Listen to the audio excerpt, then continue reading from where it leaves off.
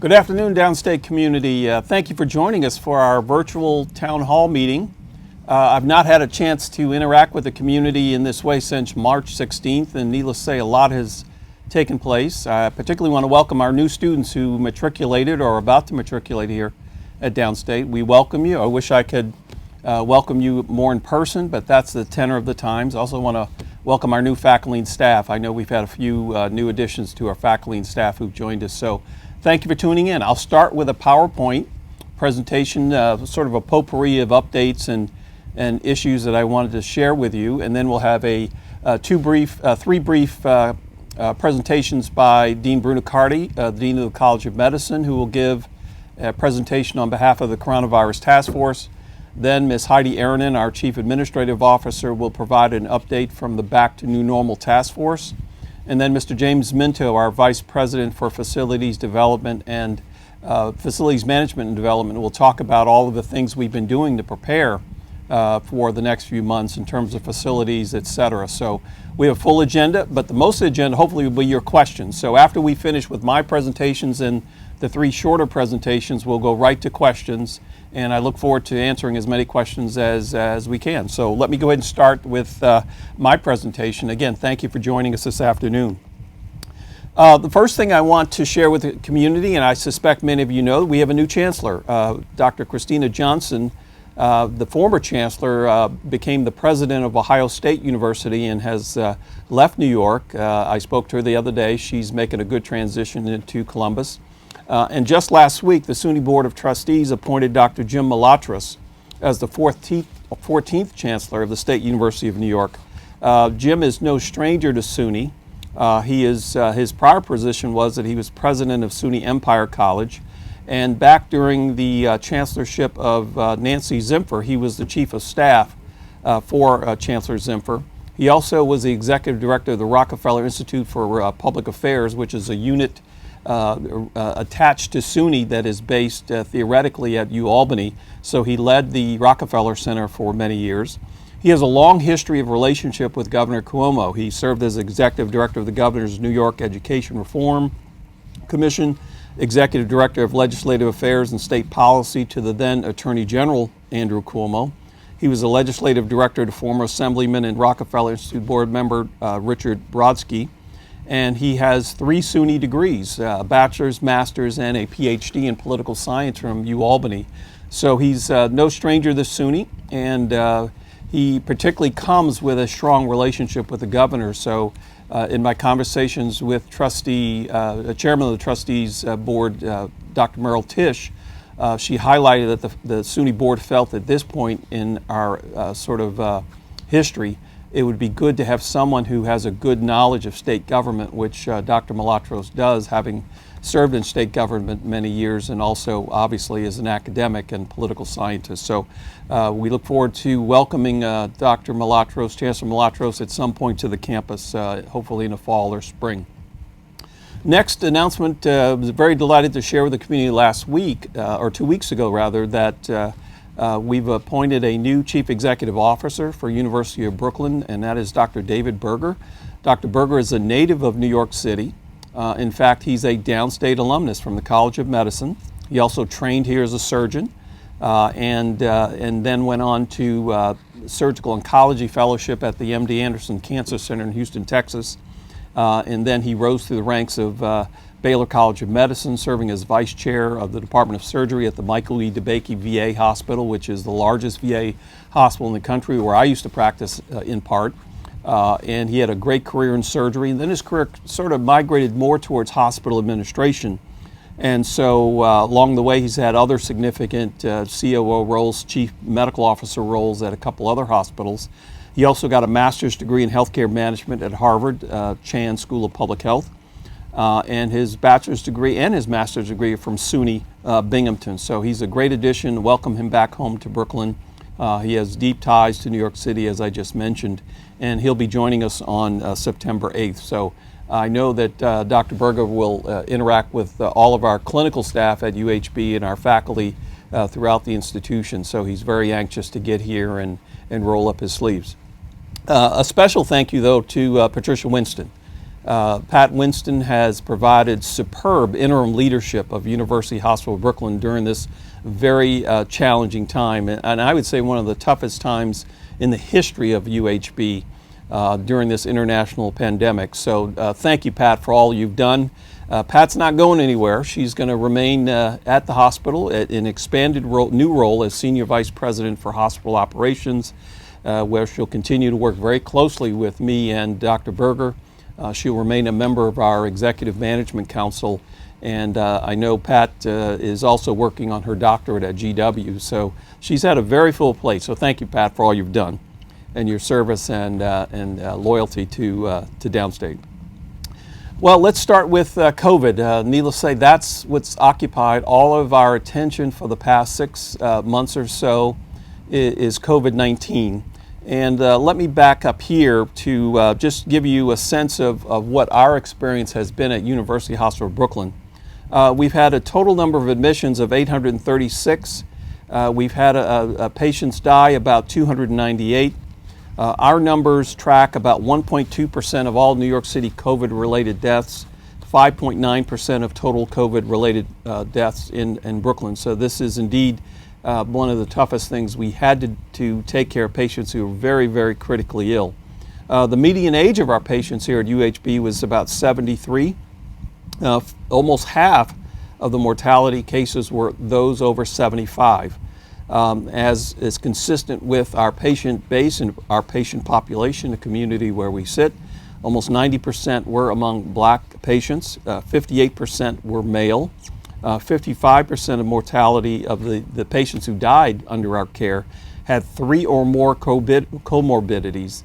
And the punchline here is that this virus has been just focused like a laser on pre-existing conditions. And if you look, we only had 5% of deaths in patients who had no comorbidities. So the fact that we had such low deaths with patients who didn't have pre-existing conditions, but had significant number of deaths with pre-existing conditions, again, it was underscored in our community, in our experience taking care of patients here in Brooklyn. The most common comorbidities have been diabetes, hypertension, and obesity. And again, this tracks pretty consistently with other communities around the country and even in New York City in terms of what are the pre-existing conditions that tend to have the highest incidence and prevalence of COVID-19, and that is those diabetic, hypertensive, and particularly those who are obese. The 2 zip codes, we've tracked a zip code analysis for all of our patients. You see this representation of Brooklyn. Most of our patients came from the central part of Brooklyn. And there were 2 zip codes that drove most of the cases. And as you can see, those 2 zip codes are contiguous to where we are. We are in the zip code where the little circle is, and then the zip code to the west of us on the map. That's where most of our patients came from. Most of our deaths came from those zip codes. These 2 communities, these 2 zip codes are characterized by, again, heavy African American or Afro-Caribbean patients and families, multi-generational households, which we know are very common in parts of Brooklyn, particularly central Brooklyn, the upper part of the Bronx. Queens also has lots of multi-generational families, which again, from an epidemiologic point of view, has been a significant contributor to the spread in these communities. So again, these are the 2 zip codes, and we keep very rigorous data in terms of where our patients come from. Let me go back to the total number of tests. Again, if you look back at since the 12th of March, every patient that we've tested, whether they've come into the hospital or not, about 12%, 11.5% of them tested positive. The peak of the positivity was almost 75% on the 12th of April. So that's when New York City, New York State, and the whole East Coast really was peaking. And what that means that out of 100 patients who walked into our hospital, or 10 patients who walked into our hospital, roughly 7 turned out to be positive for COVID. So that was really the peak or the apex of our experience here. And the range of current positivity within the past 2 weeks has been incredibly low, between 0 and 2.4%. I think yesterday we only had 2 patients in the hospital with COVID, nobody on a ventilator. Nobody has died from COVID since June 1st, 2nd, or 3rd, from my recollection. So again, we've made great progress here, even at our hospital as well as rest of New York City, in terms of our COVID experience.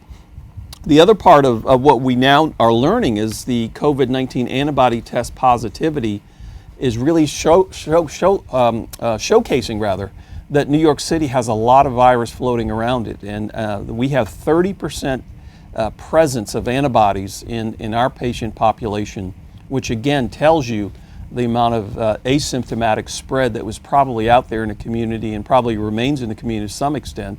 But again, this is an interesting highlight, as you know, we're gaining more information on antibody status. That antibody status may confer some short-term 3 to 6 months comparative immunity to getting it again, although there was a case report yesterday in another country that somebody may have gotten it a second time. There is some skepticism as to whether that was a true second event, but nonetheless, what I've been able to glean from the press reports is that this second event theoretically was a patient who did not have any symptoms but got tested apparently even after testing negative after his first bout. So again, there's still a lot of movement around the antibody testing thing, but I think the current evidence as of this day in August 2020 is that antibodies do confer some level. It may not be a year, it's obviously not 2 years as far as we could tell, but in a short term, 3 to 6 months, 3 to 9 month period, it may be helpful. Let's see, we've talked about that. We've talked about the zip codes. Now here just graphically, you can see the peak of our curves here in terms of admissions and also deaths, and it pretty much tracks what I just mentioned, that period in mid-April, between late March and mid-April, was really where we were on the front side of the mountain, if you will, and then we've come down consistently, remained consistently low since early May into early June. So again, the deaths and the new admissions have pretty much tracked together. The other thing is, let me go back one more. I did show the one on the zip code, so I want to make sure that everybody was clear about that. I'm going to come back to that. Now let's flip to some state issues. One of the most frequent questions I've been getting is the whole issue of hazard pay for our frontline workers, and I want to make it very clear to our community, I fully support hazard pay for our frontline nurses, physicians, respiratory therapists, techs, even our custodial staff, because they really were just provided yeoman heroic service during the peak of the pandemic. The problem is no SUNY campus president, and we've been forewarned about this, have the authority to do it. And it's tied into the state budget and the collective bargaining agreements that many of you are part of. So there's no funding mechanism to do it. And again, the decision rests solely within the purview of the governor of the state of New York and the New York State Assembly. And so as far as what we have been advised by SUNY Central is that both the governor and the legislature would have to agree to do this. It may require legislation to do it, or it may require an executive decision that is then sort of ratified by the legislature. But needless to say, I know many of our union leadership in Albany are in discussions with the governor's office about this. The problem is, and you'll see very shortly, the state of New York is just flat out broke right now because of the pandemic. There is some hope that in the stalled federal stimulus bill that there could be some money for hazard pay for frontline workers. It's uncertain as to whether that made it into the bill, but I know that has been a conversation I've had with members of the Brooklyn congressional delegation, including Congresswoman Clark, Mr. Nadler, Chairman Nadler, and several other members of the delegation, our congressional delegation, and I've made the case that not only should there be more funding for our hospital, but that also hazard pay should be included in any federal legislation. So again, as we sit here towards the end of August, the prospects for a stimulus bill don't look good given the the standoff between the Congress and the White House on this issue, and it has broad, deep ramifications for the rest of the economy as well. Now let's go to the state budget. The division of budget, which is the part of state government that determines what state agencies get in terms of revenue, and the SUNY is an executive sort of branch agency of state government. They've all warned us that the state fiscal year, which is state fiscal year 2021, the current thinking is the deficit is approaching $15 billion, and that it'll approach $62 billion over the next 4 years. So this is a very, very grave state budget picture. And the reason why, there's not any economic activity to speak of in New York. Everything has been shut down for 6 months: restaurants, bowling alleys, gyms, shopping. A lot of people have left New York of means, so it has eroded in some respects the tax base, the spending, etc. So this is very severe. Plus the costs that state government have had to bear to fight the pandemic have not been insignificant. Again, I don't want to sugarcoat this, downstate community. We are going to enter a period of significant budgetary pain for the state of New York. And it's my job as the leader is to navigate us through that, but I also have to be transparent. It is going to be painful. And some of the things we're going to have to do here on campus are going to be painful. And this is sort of the discussions I'm having with the vice presidents and the deans. There's going to have to be significant cuts in many areas. My philosophy about addressing deficits is that you protect health and safety first, you protect the education mission second in terms of the accreditations, et cetera, of our various colleges and schools, and then you work through everything else. So this is the spirit in which I've worked with the deans. The deans in turn have talked to their faculty and their department chairs about this. This budget crisis in the state of New York is very real, ladies and gentlemen. And again, absent any federal relief in the form of a stimulus to state and local governments, I don't see how this can change between now and Christmas, and in fact between now and June, in the end of our fiscal year. So again, the slide to the left there is just more detail in terms of what the enacted state budget shows, and the budget revisions that the Division of Budget has been given broad authority to implement in the budget signed by the governor in May. So we're in uncharted territory.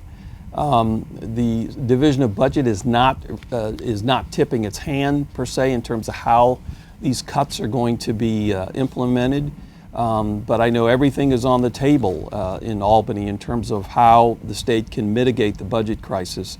And as soon as we get clarity on that, we will share it with your respective vice presidents and deans and so forth in terms of how the state will sort of mandate that all state agencies, including the SUNY system, including downstate, will have to deal with this. Now, more to home to downstate. Again, when the SUNY Board of Trustees passed the budget, they passed a budget that reflected about a $50 million decrease compared to last year in state support. That's that 49.8 number, rounded up to 50 million.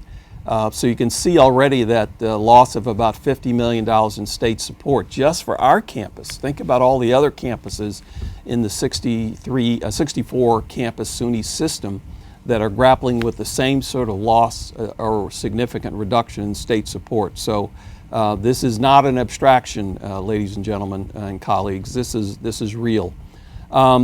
So as a result, working with our team, I've directed that on the academic side or the university side of the institution, we seek about $16 million in reductions from this year's departmental budgets. So these are the discussions that I've been having with the deans and the vice presidents. They understand. They will be communicating to you what shape and form of the cuts that will be visited upon your respective division, your respective school, your respective college, etc. We're going to review our portfolio of academic programs.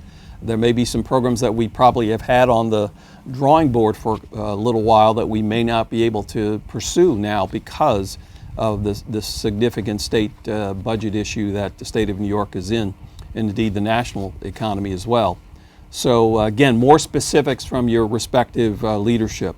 On the hospital side, we've been engaged in a rigorous exercise even before COVID-19 to reduce our expenses and to make better use of our hospital resources. And so we're targeting another $26 million roughly in cost reductions for the University Hospital of Brooklyn. So I always try to be very transparent with you as a community. Again, this is very serious. It is going to be painful, and you know, my job is to try to get us through the roughest patch of the road as much as possible, while protecting as much of our critical missions in order for us to do the job of teaching, research, and education and patient care that we all cherish. Let me go to enrollment data for all the schools. Most of the schools have started or will start the enrollment of their new classes. This is the School of Health Professions, so you can see the various programs at Health Professions. We're very pleased with the enrollment. We're very pleased with the underrepresented, the percentage of underrepresented minorities in the School of Health Professions. Again, wonderful programs. I'm very gratified that the PA MS completion program is up and running. That's a program where we put PAs who previously received the bachelor's degree in physician assistant studies can now return to get the master's degree, which is now more the degree with more currency in the physician assistant world in terms of the accreditor has mandated all PA programs move to the master's level degree. So we're fully subscribed there. Diagnostic imaging is gangbusters, physical therapy, occupational therapy, etc. So we're very pleased with what we see in the enrollment trends in the School of Health Professions. And again, the School of Health Professions is a fantastic aspect of our education mission, because these critical non-physician, non-nursing healthcare professionals are in critical shortage all over the New York State, all over the city, all over the country indeed. So these young men and women who pursue these degrees will have excellent prospects for employment, even in a down economy, because of the need for their services. So very pleased with where we are with Health Professions. Salute to Dean Lewis. Next, College of Nursing continues to make outstanding progress under Dean Escalier's leadership.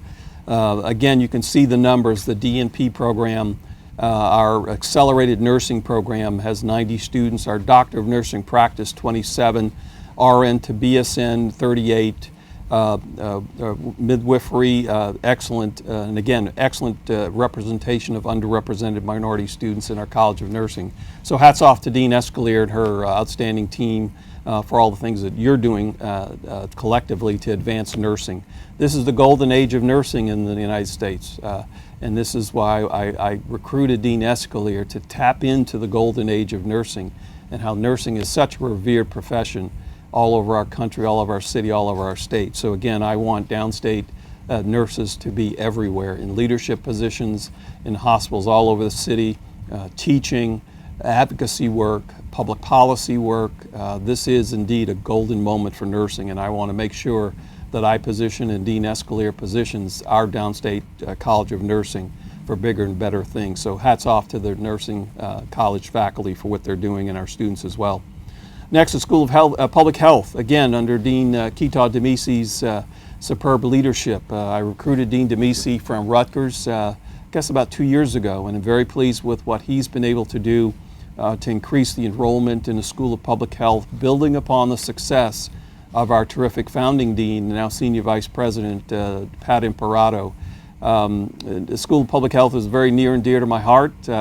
Even long before I came to Downstate, I was asked to come speak at the ceremony by Dr. LaRosa and Dr. Imparato that sort of the ribbon cutting, if you will, for the School of Public Health. Went from a program in public health to a school in public health in lightning speed. And again, under Dr. LaRosa and Dr. Imparato's leadership, it's really quite amazing. And then obviously early in my tenure here, moving into the new fab has been a tremendous boost to our School of Public Health. So as you see the array of programs, again, the certificate program, our MPH program, the Masters in Public Health program, et cetera. And you can see it broken down by spring and fall enrollments, et cetera. And again, excellent percentage of underrepresented minority students.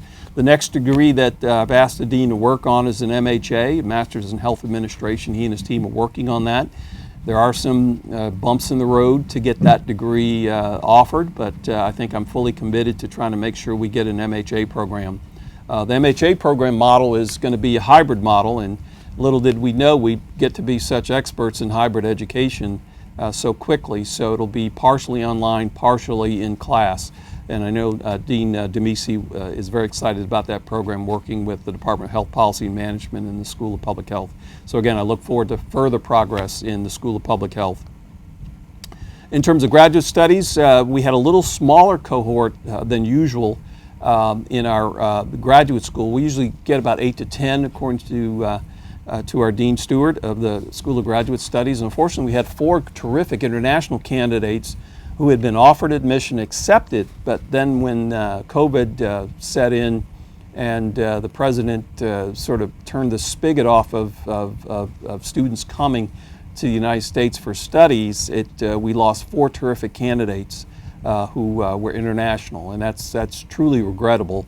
But nonetheless, Dean Stewart has got 4 great new students in our doctorate PhD program, one of which is underrepresented minority. And again, we hope for the day when we can again open with welcome arms to our academic community, students from around the world.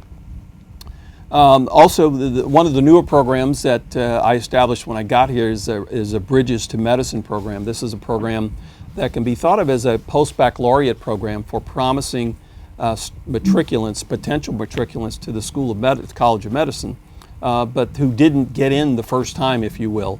And this program has been enormously successful. I think we've had 2 cohorts of students who've done the Bridges program, and they are performing superbly. They're in the first and second quartile of performance in the College of Medicine in terms of their performance. So again, the investment in the Bridges program I'm committed to. We expanded it to 16 students this year, and the other thing I'm very delighted after, again, about 3 years of work on the part of Dr. Imparato and Dr. Putman, is this is now a degree program, that a student who goes through this program will get a master's degree from our graduate school. It took 2 years of working through all the red tape and requirements with the New York State Department of Education to get it to a master's level program. But very proud of the fact that these students, after 1 year of rigorous work in our College of Medicine, will be awarded a master's degree. So again, I'm very proud of our Bridges program and the progress it's made there.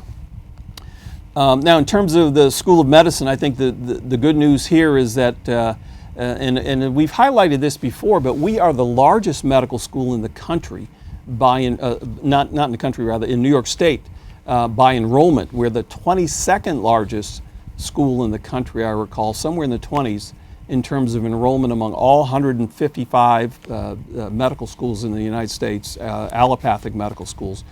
So again, we are one of the largest medical schools in the country, inarguably.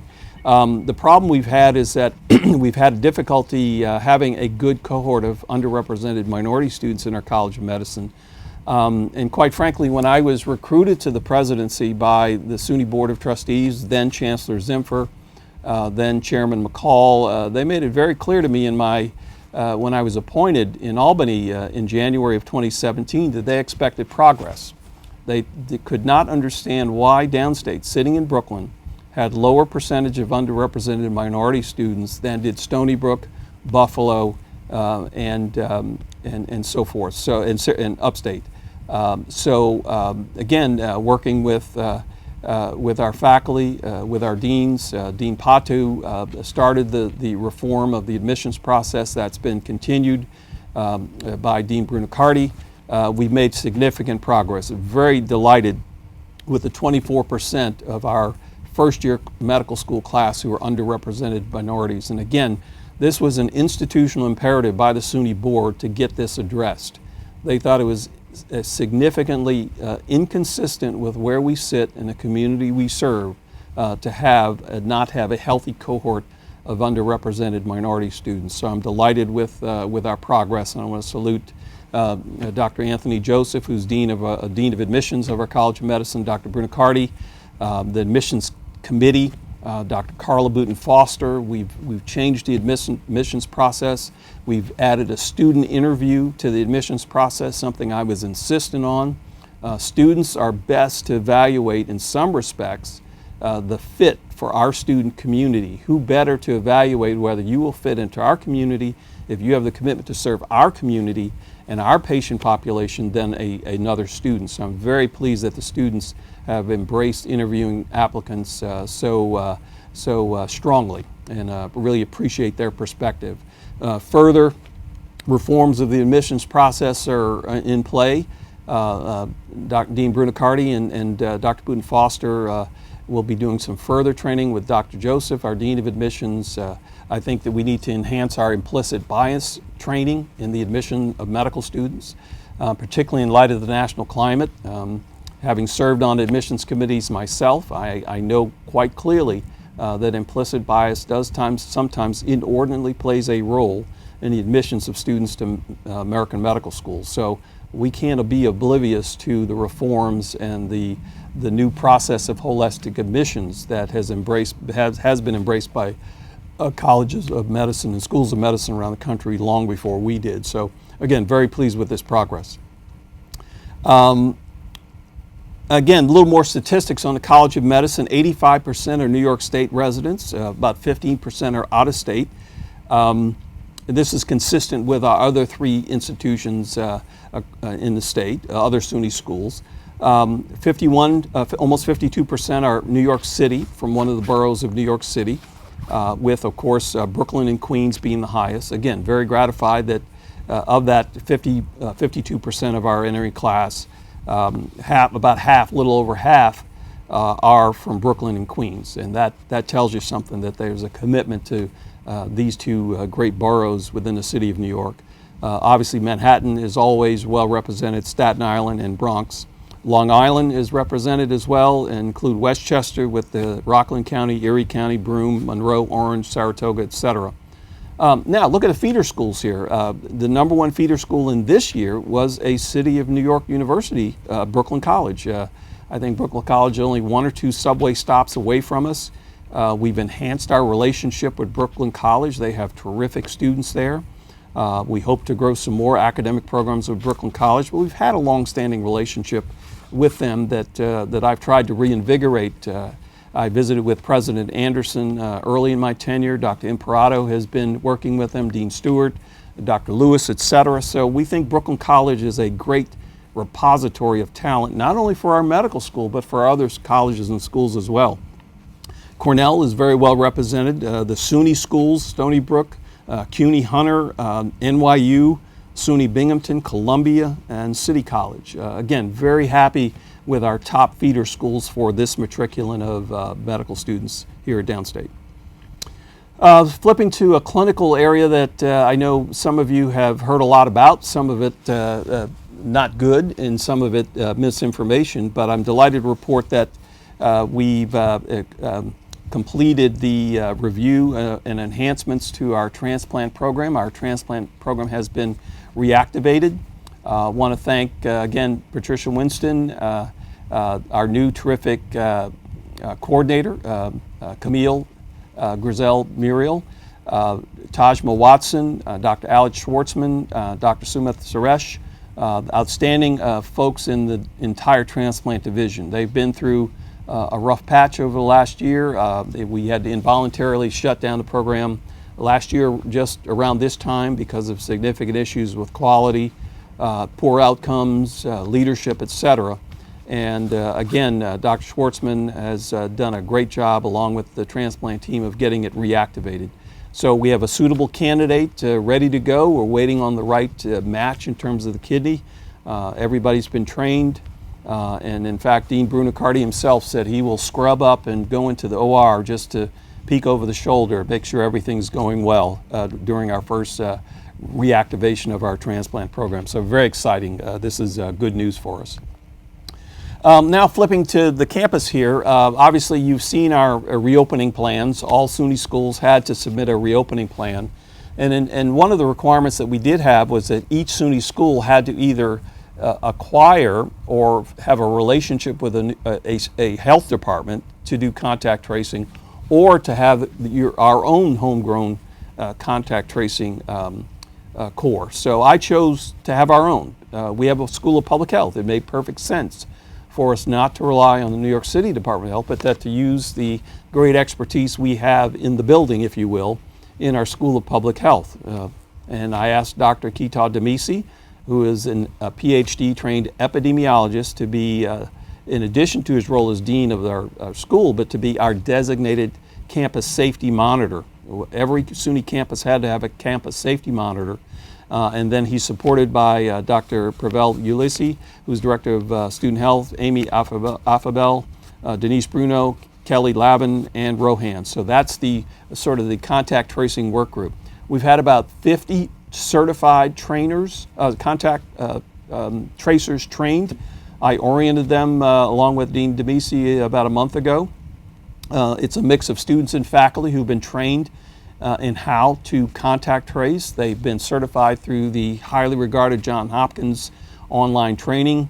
And again, you got a message from me earlier this week about our contact tracing program. It's very important that should you be contacted by a contact tracer, please answer the call. That means they're calling because you may have come in contact with someone and that you've been identified as a contact. So we would want to get to you as soon as possible to evaluate what your risk profile is so that you can protect yourself and your families and your loved ones should they have an occasion to have a contact trace.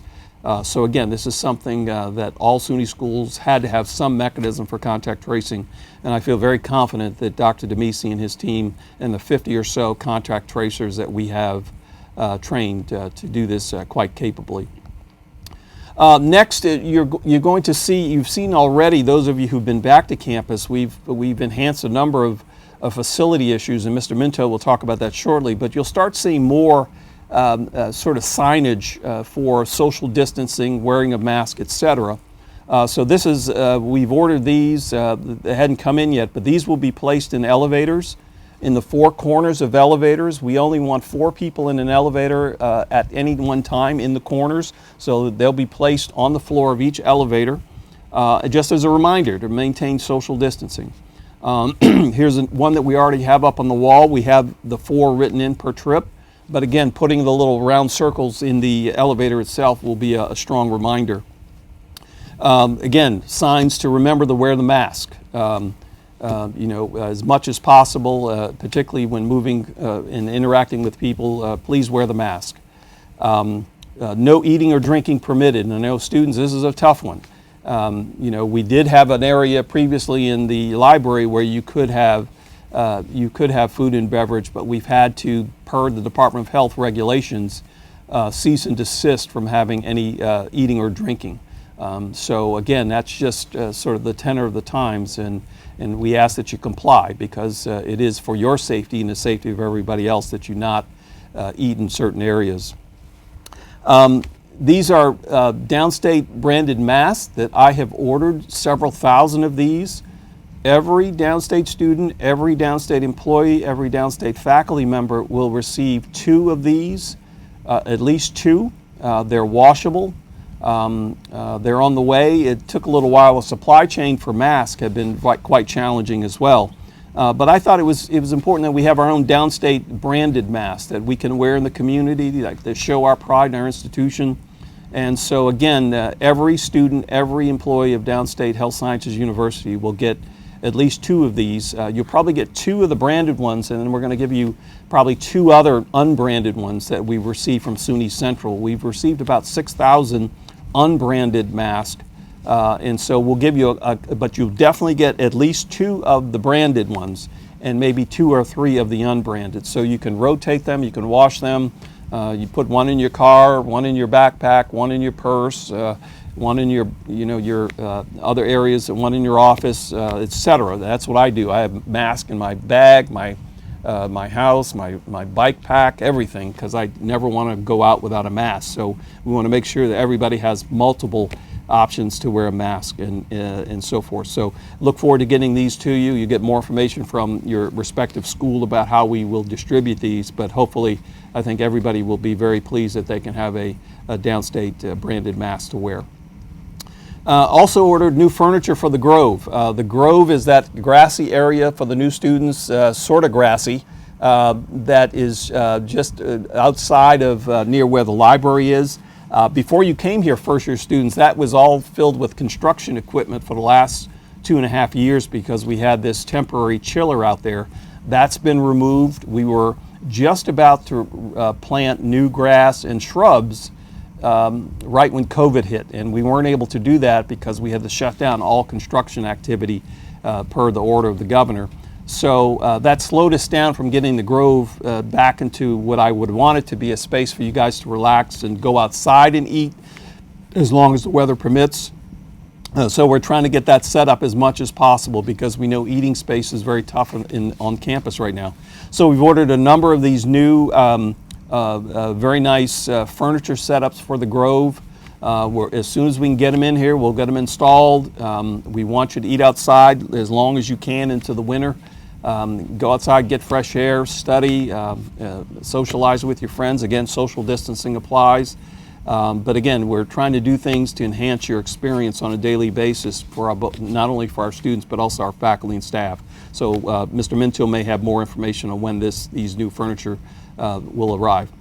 The other news I want to share, we've acquired the old Duane Reade drugstore.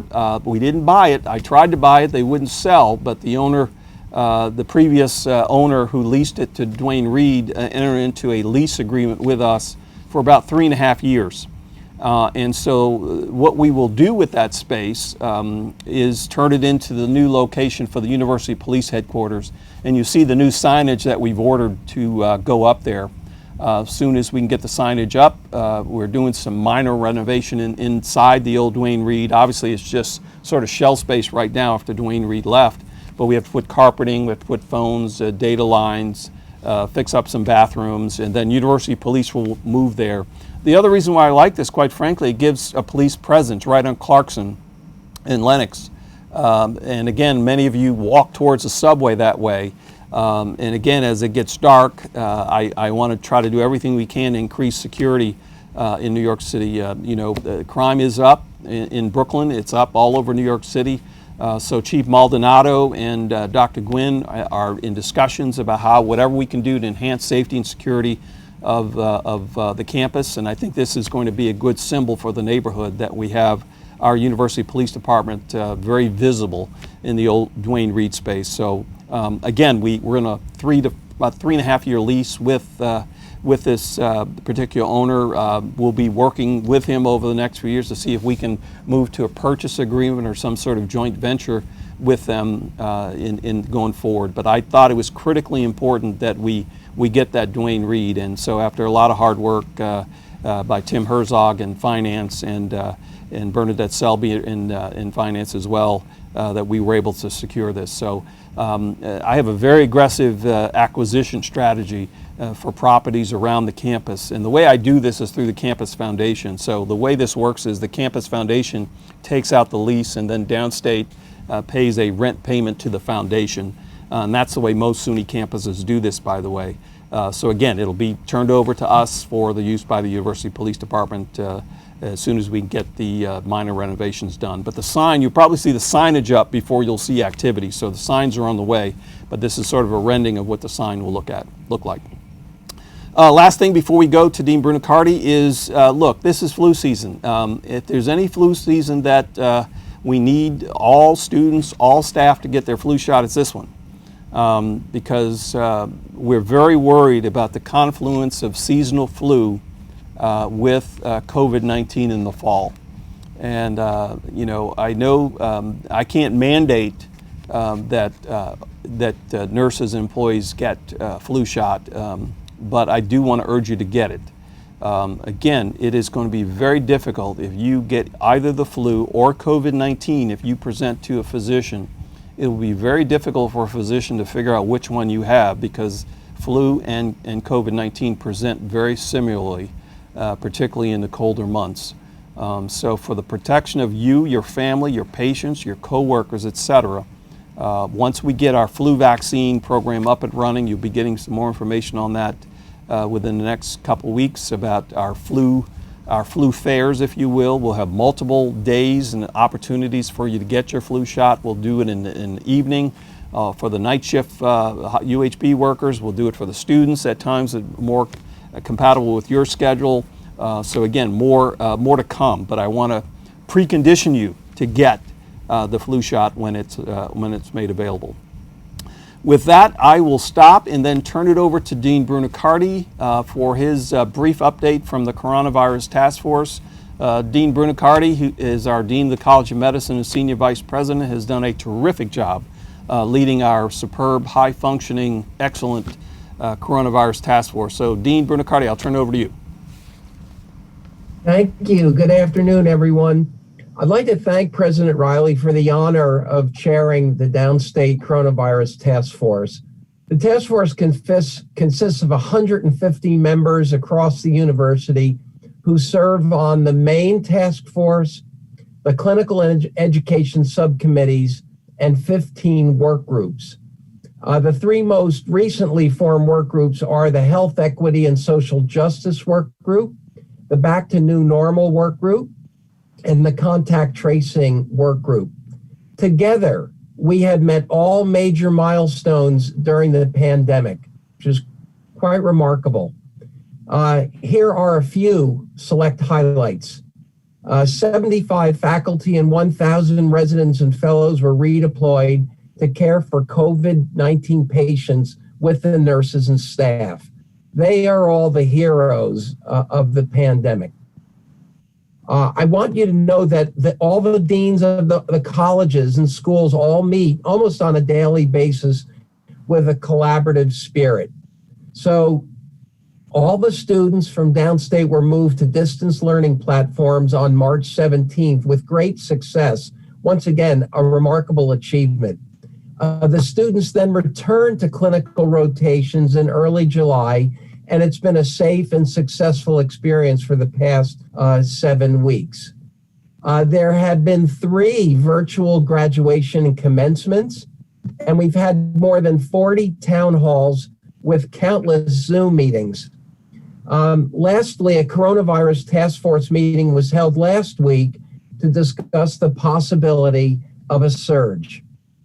So I'd like to congratulate the members of the Coronavirus Task Force for their tireless dedication, their outstanding leadership, and resilient Downstate spirit. The Coronavirus Task Force served Downstate well throughout the pandemic, and I want to thank you for the privilege to present this update.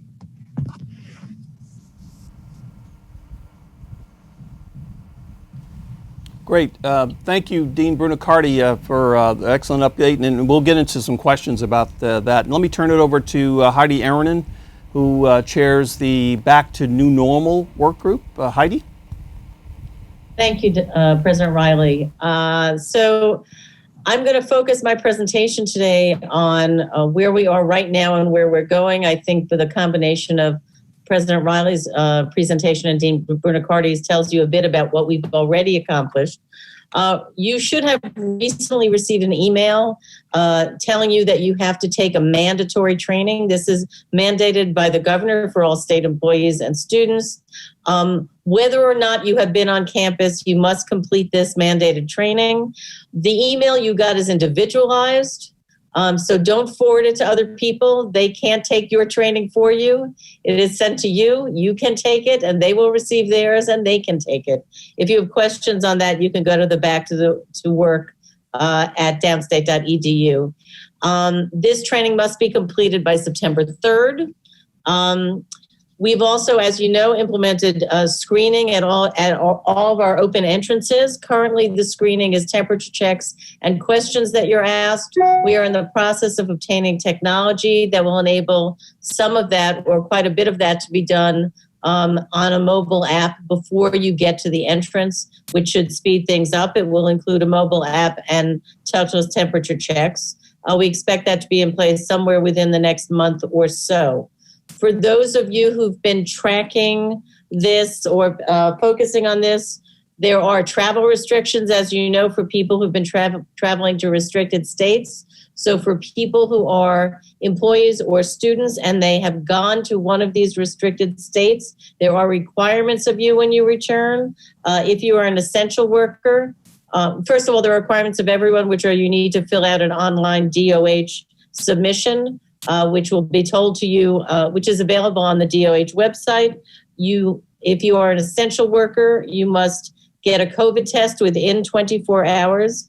And when you have a negative result to that test, you must bring confirmation of that, documentation of that to employee health before you return to work.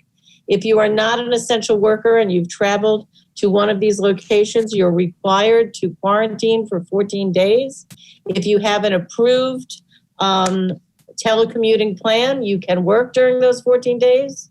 If you do not, you will have to take those days as paid time off. You've received information of this by email, and you'll be getting more announcements about this, but keep this in mind when you plan your travels. As President Riley's already told you, we are continuing to require face coverings at all times. In the hospital, a hospital-approved face covering for being in a clinical location.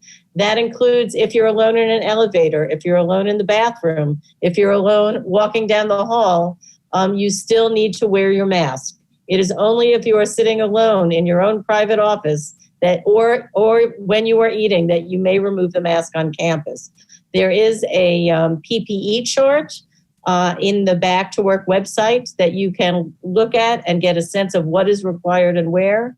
But we are really asking everyone to do the right thing for yourselves and for all of your colleagues. We are distributing PPE and cleaning supplies throughout the campus. We are trying to step up not only our own cleaning, and James Minto can speak a little bit about that when he talks about FMND's efforts, but also providing supplies to people for their own workspaces. You will know that your keyboard and your computer is clean if you wipe it down yourself, and we are going to give you supplies to ensure that you can do that.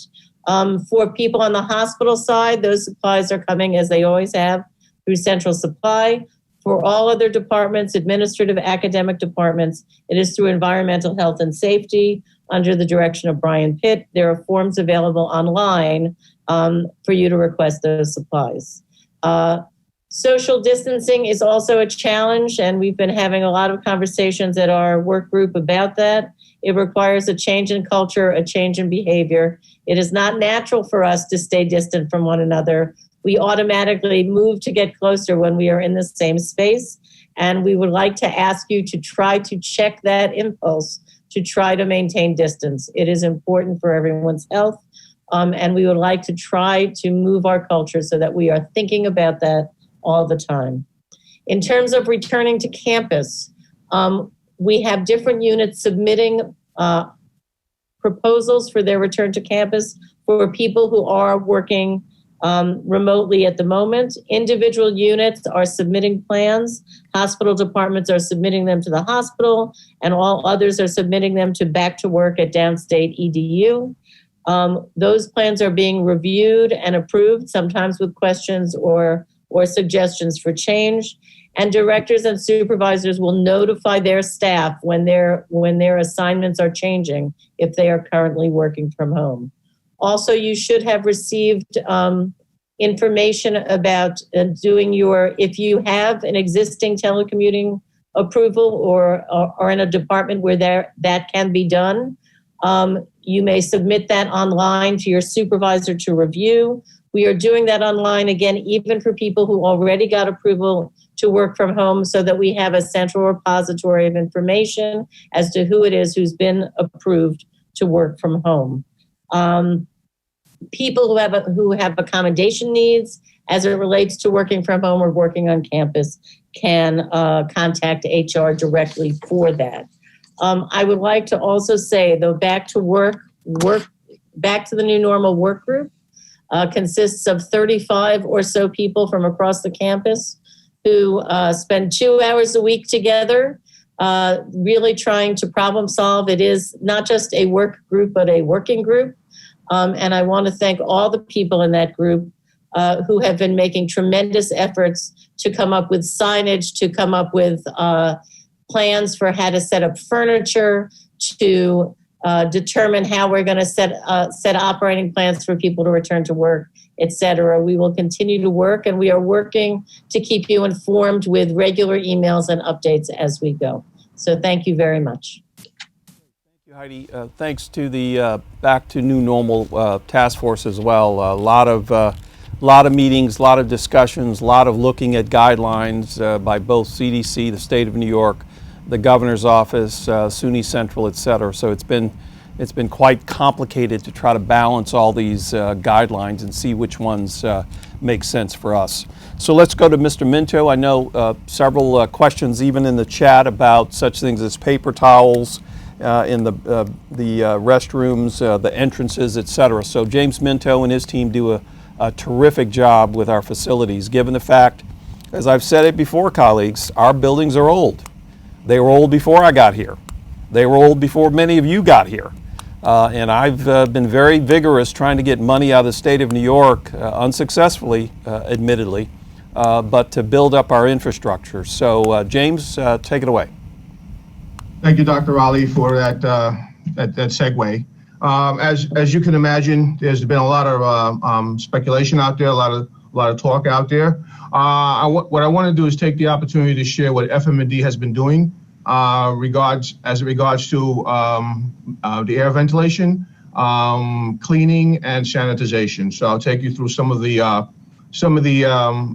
levels and degrees of what we have on our sites. As Dr. Ali indicated, our facilities are old, but even though they are old, the HVAC systems where we have our central plants in the various buildings are all designed in accordance with the American Society of Heating, Refrigeration, Air Conditioning Engineers, otherwise known as ASHRAE. I'll spend a little time on some of the acronyms because they're being mentioned in much of the media, and there's a lot of confusion.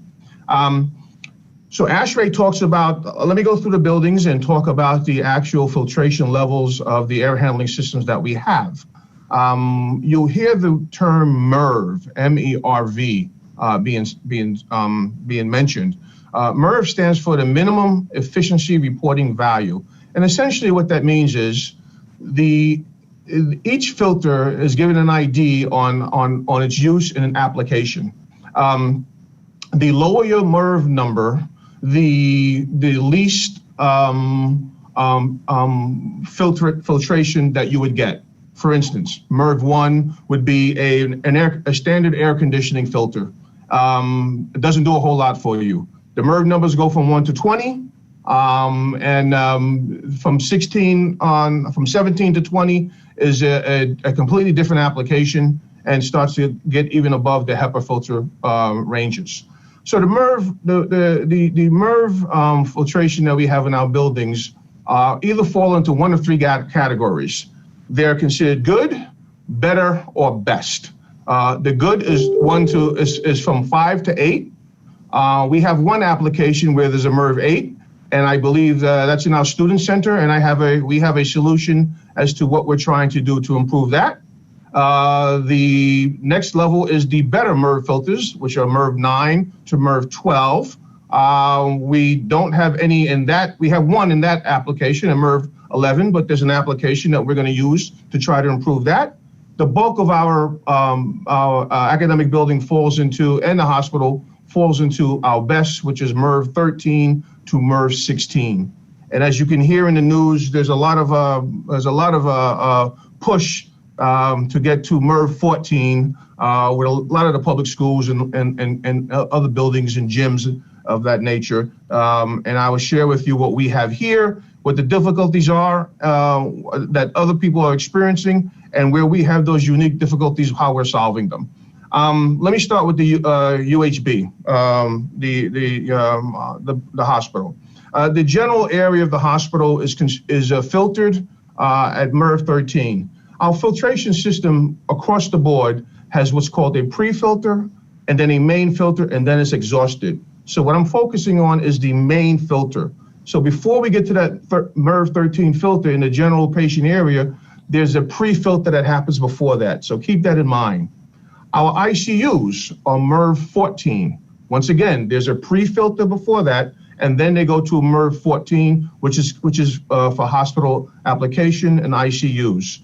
Where we have our HEPA filters, the high efficiency particulate filters that you've heard about so much out there, that would be in our isolation rooms and in our ORs, where we come in at MERV 14, we kick it up to a HEPA filtration system due to the requirement by the DOH and other medical authorities having jurisdiction, and that's where we have our HEPA filtration in the hospital.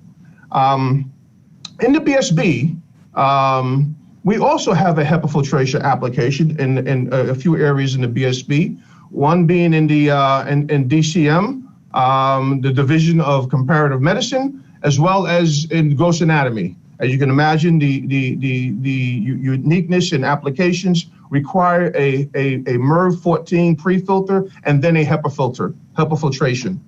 In the BSB lecture halls and in the first floor administration area, and in the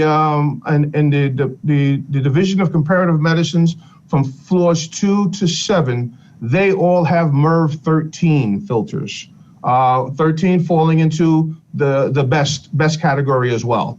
For the rest of the BSB, those who work in the labs, because of the way it's designed, we have just a regular standard air conditioning and exhaust for the rest of the remaining bulk of the BSB.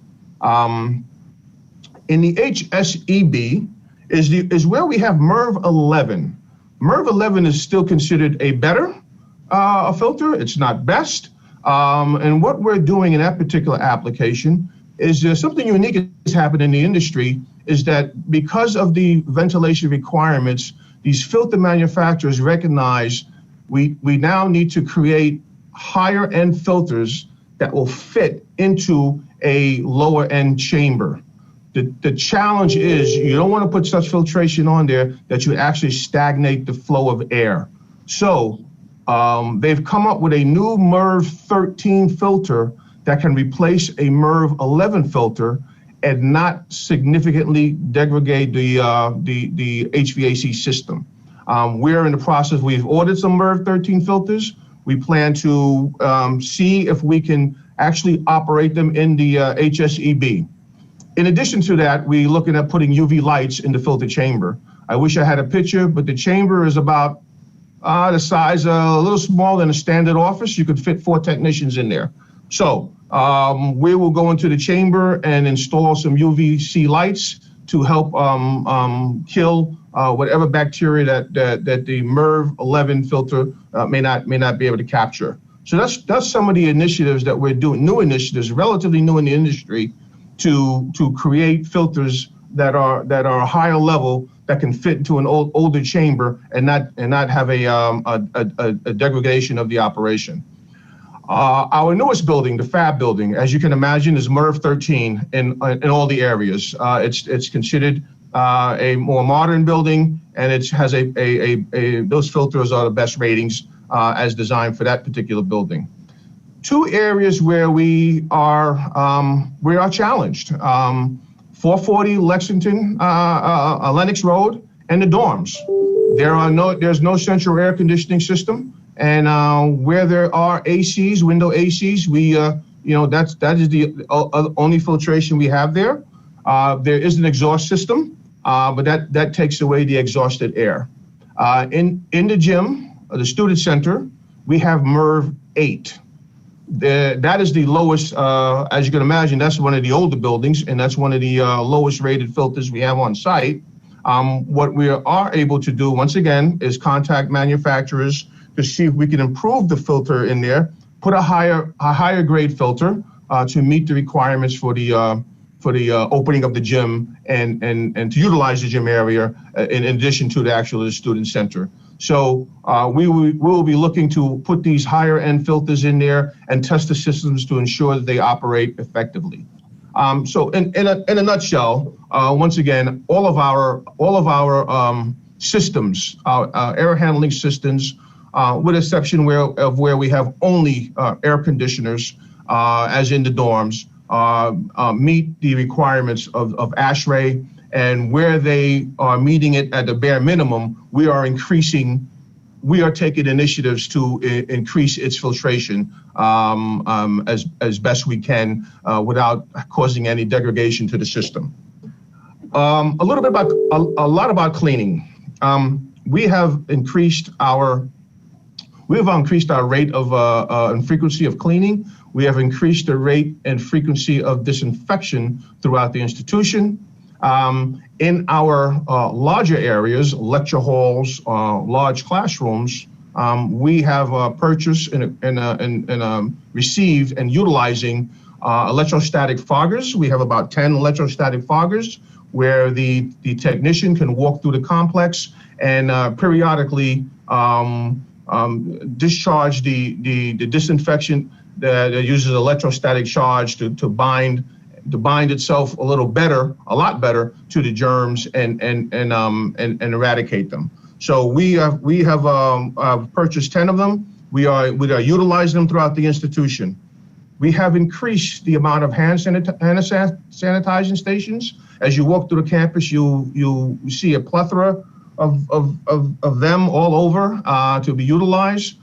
We are also looking to install paper towels in the bathroom for those who there is a fraction out there that indicates we believe that using paper towels are a little more effective in hand washing. Obviously, it creates other issues, but we can handle that as well. So we're looking to not only have the air dryers in there, but actual paper towels, and right outside the bathrooms, additionally have hand sanitizing stations. We have disabled a lot of our smart ventilation systems. These are ventilation systems that shut down at nighttime and save energy. We have disabled them, so we are running our systems 24/7, 7 days a week, 24 hours a day.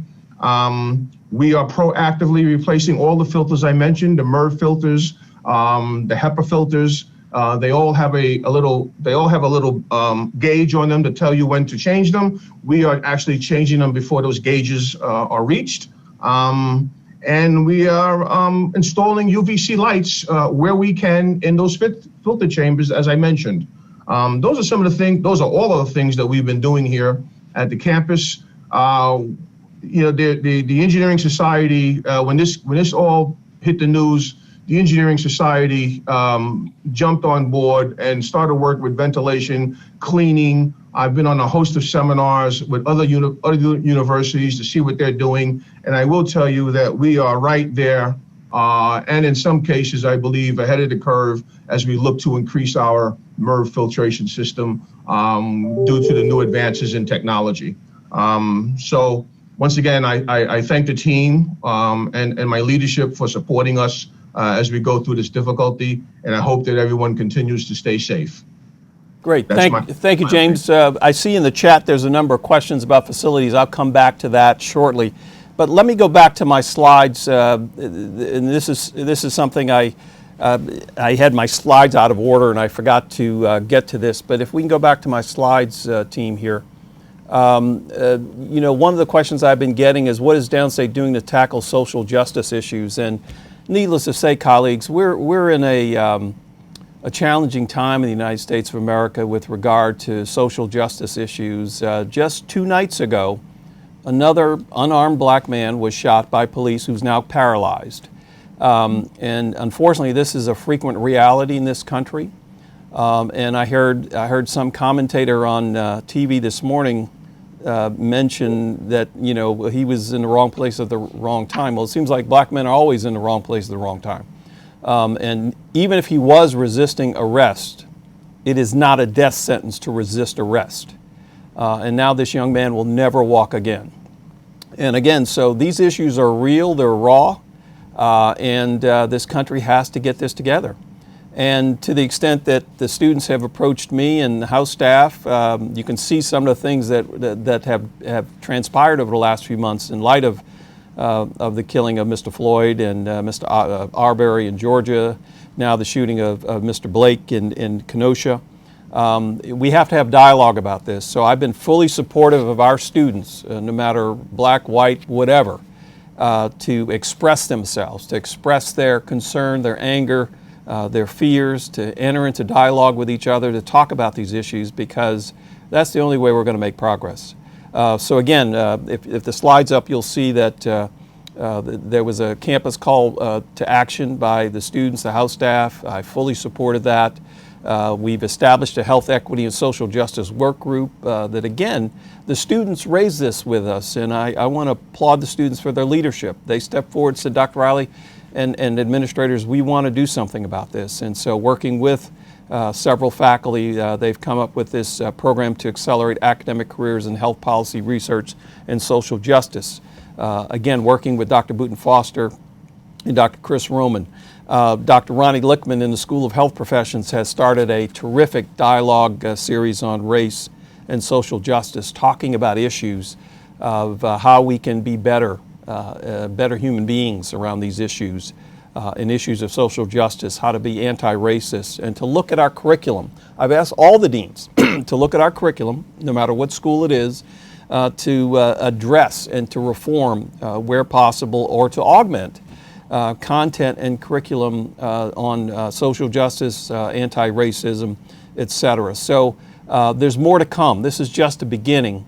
But again, Downstate, like every institution in America, is not perfect and has had issues with some of these issues. But it's my job to catalyze the change and to catalyze the discussion. So I want to applaud all the leadership on all the faculty, students who've waded into this very, very tough but necessary conversation about racism and social justice and police misconduct, etc.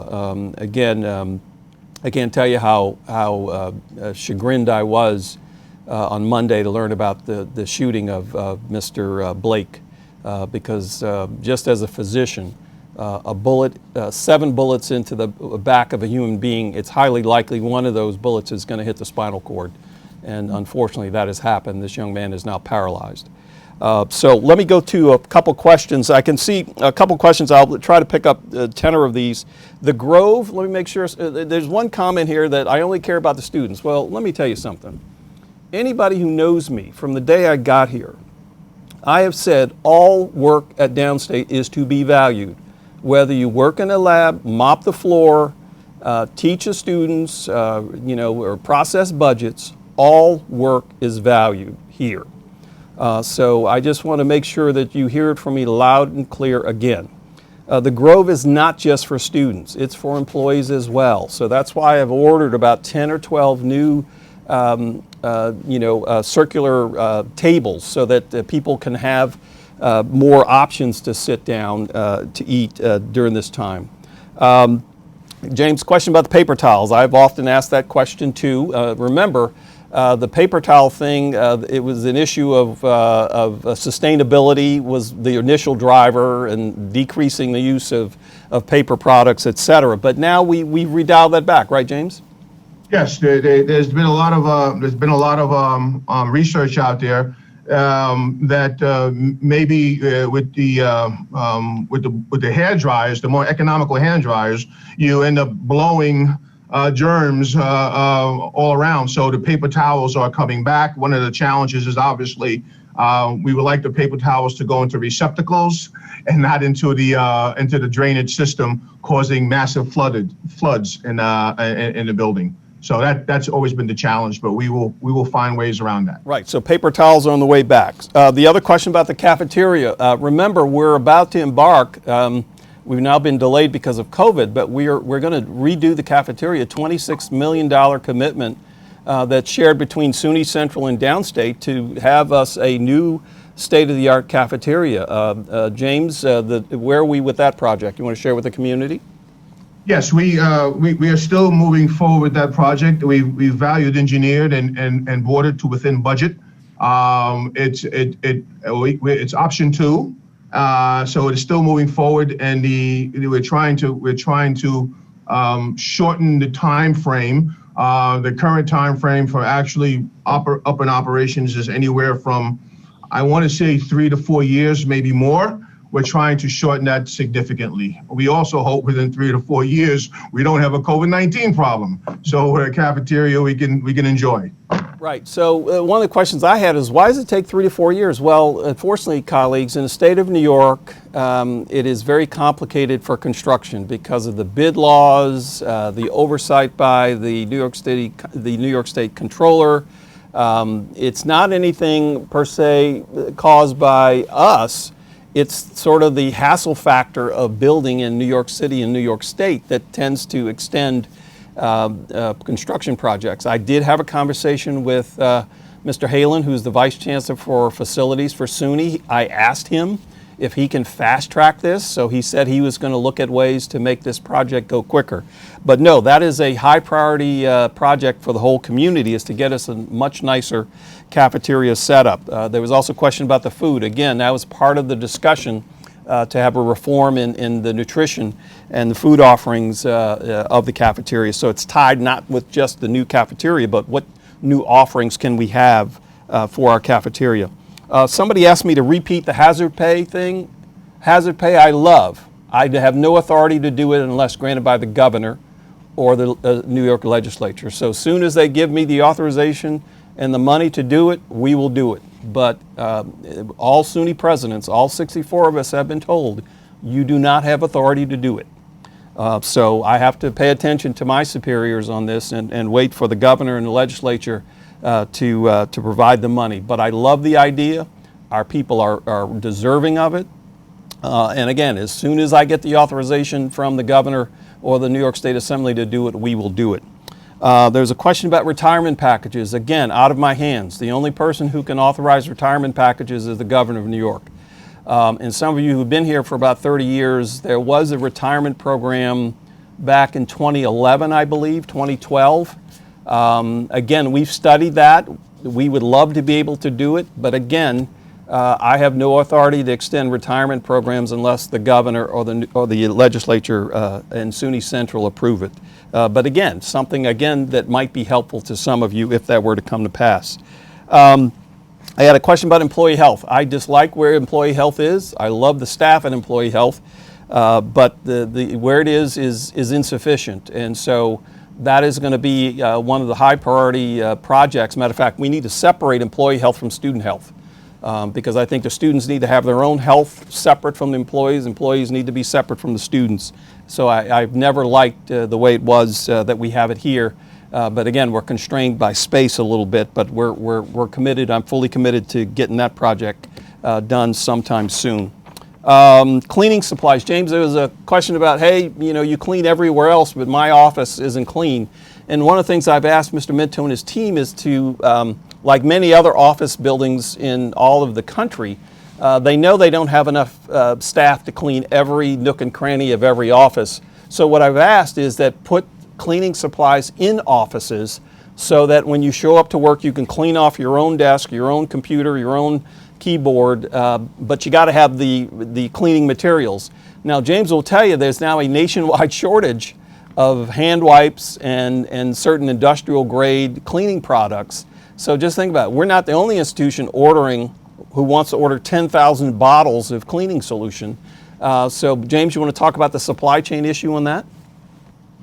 Well, yes, and I think Heidi may want to chime in as well. But we have set up a central repository for cleaning supplies, separate from Central Sterile, separate from the hospital, and if we're notified where there's a shortage, we will deliver the necessary wipes and towels and sprays needed. They just have to let us know.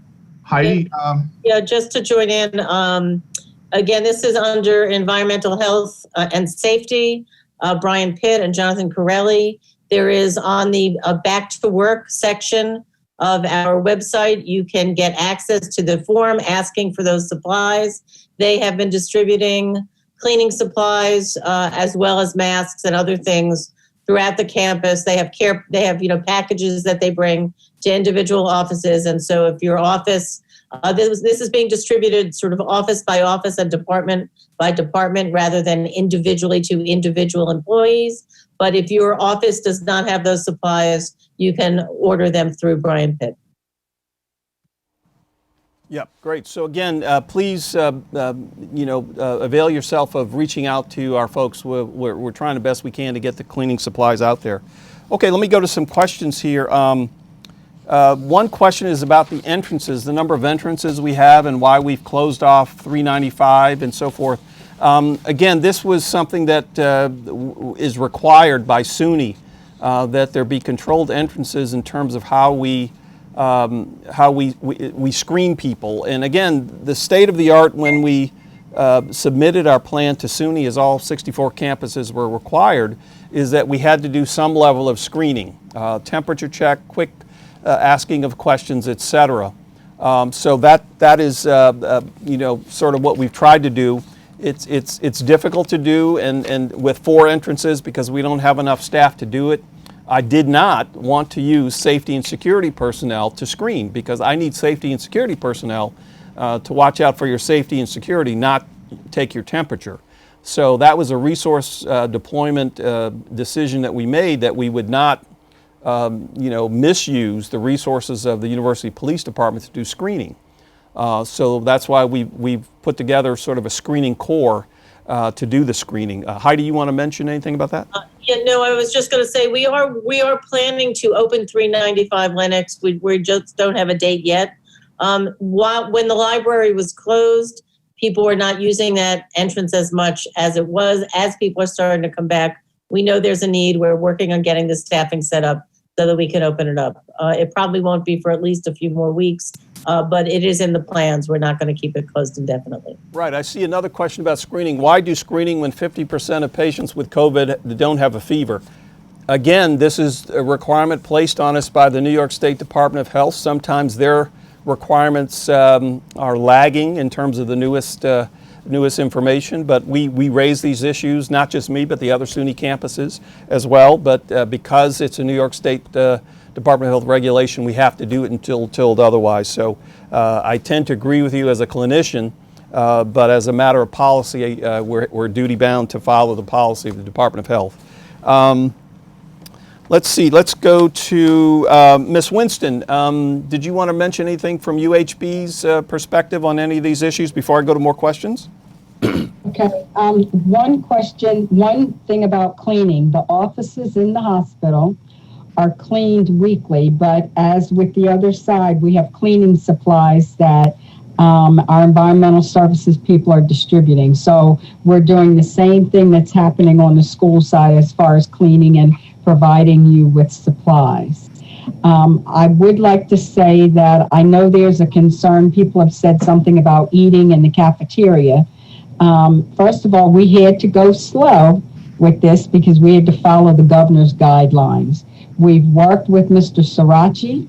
We have appropriately spaced the tables, which was 6 feet. Now people are questioning that, but we're set up. But another problem presented itself, and that's what do you do with families who are here, who there might be 4 or 5 of them together. They know each other and they want to be together. So we didn't want to have that along with students and staff, because we've got to manage this and we need your help to social distance. So the thought right now, just so you know, is the main cafeteria eating area will be for staff and students. When you leave the cashier, there are 2 rooms there, like open areas. One with the TV will be for families because 4 or 5 people can get together. That's them. But I have to have everybody else social distance. And the other side will be for the dietary staff. We will let you know the actual date, but we will need your help to help us help you. We expect you to social distance. It's not a lot of room in there, so please don't give us a hard time, give the staff a hard time when they say no more than 3 people or 2 people can be at a table. Stay tuned. Okay, yeah, I'm getting a lot of questions about the cafeteria, when it will reopen. Again, SUNY guidance and guidelines, right, are somewhat limiting. Even if we reopen, you have to have less capacity. Is that right, Pat? Yes. 25% yes. capacity. And we're shooting for next Wednesday, but Okay. I just need to have people who are available to help us monitor that. Great. Okay, so we're aiming for next Wednesday. So Yeah. on that. Great question here. Any plans to expand COVID testing for employees, for example, more frequently, regularly, and/or saliva test? Again, this was one of the things we thought we'd be able to do, but the problem is there's a nationwide shortage of everything related to testing. And that's why we couldn't do it. I had wanted to do, sort of surveillance testing of employees, but again, I was advised, Dr. Riley, you can say we can do it, but we can't get the swabs, we can't get the reagents, we can't get the machines to do the rapid test. In fact, we ordered, I think, 8 or 10 of the Abbott 15-minute test in May. It is now August. We've not received those machines. That's how difficult all this testing stuff is. So when you see many of the prominent physicians around the country on CNN and MSNBC, and I've been on both channels saying the same thing, testing is horrible. The federal response to testing has been a disaster. And it's playing at our level, and we can't even get enough testing supplies to test employees. So we have to prioritize it for patients and for those who test positive. So again, testing remains a problem here in August because of the lack of federal foresight in how to do testing. So I wish I could do more testing, but I'm constrained by the lack of resources. Let's see, the Grove, I think I talked about the Grove. We're working fast as we can to get the Grove, new furniture coming in. The Grove is not just for students, it's for everybody, so I made that clear.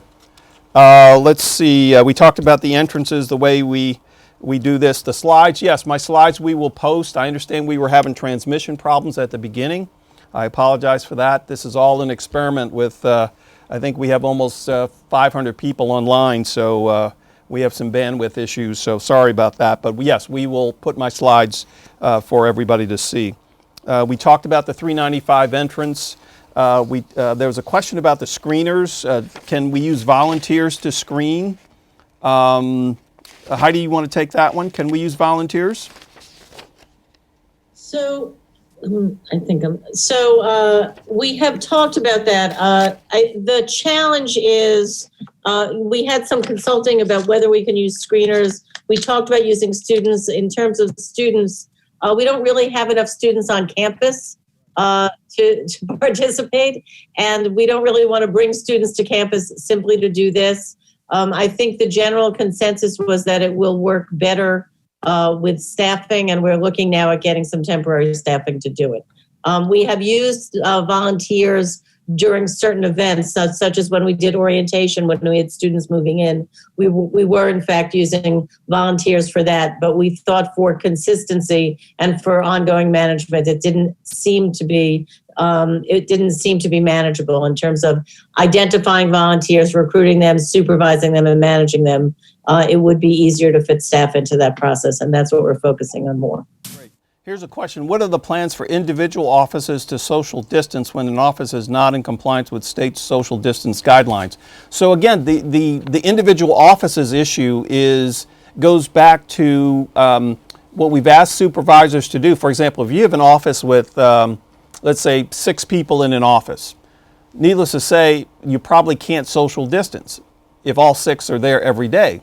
So what we've asked the supervisors for that particular office to say, okay, half of you will come in Monday, Wednesday, Friday, the other half of you come in Tuesday, Thursday, and then it flips to the next week, etc. So we've asked, right, Heidi, for the supervisors to get creative to decrease the density of your individual office, but still get the work done. Heidi, you want to mention that? Correct. This is why we've asked individual departments to submit plans, because the plans are reliant not only on who's in doing the work, what the work is, and also the layout of the physical space. And so each plan that's being submitted includes how that group is going to manage social distancing. In some cases, everyone can be on campus at the same time. In other cases, they can't. And in those cases, they're figuring out who can work remotely, how they're going to make that work, et cetera. So everyone is trying to figure it out within the constraints of their own space. Right. Good question here. Did the COVID semi-shutdown affect the LCME process at all? Dean Brunicardi, you want to quickly answer the LCME process? No, not at all. We have been meeting faithfully twice a week. The OEDL meets every single day during the week. We have the mock site visit is coming up on September 14th to the 16th. Our DCI is then formally submitted to the LCME in mid-November, and then we have the formal site visit in February. Now, we have met with the LCME Secretariat, and we asked them, do we get a break because we've been in the pandemic? And they went, no. So what they did promise is that they wouldn't punish us. They would respect the fact that we've been through a pandemic. My feeling is that we're full steam ahead. We want to excel at what we do and do the best job that we can possibly do in February. So we are on track and have continued working throughout the pandemic. Great. Question here, why were we forced to pay for our parking while working remotely? Heidi, you want to handle that one? Well, so sure. First of all, the issue with parking is, number one, as you probably know, we provided parking for free for a number of months on the campus and only started to resume charging for parking recently. As people are coming back to campus, the parking has costs. People are not required to keep their parking if they feel that they're not going to be coming in. But if they give up on paying for their parking, then they will have to get on the waiting list to get parking again.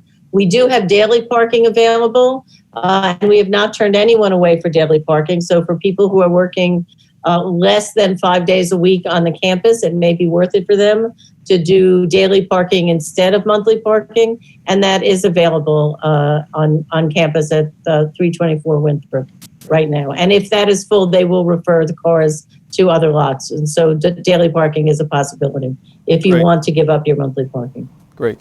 Will contact tracers have training for looking up lab results? Is Dean DeMisi online, our campus safety monitor? Dean DeMisi's not online. He's not online. Okay.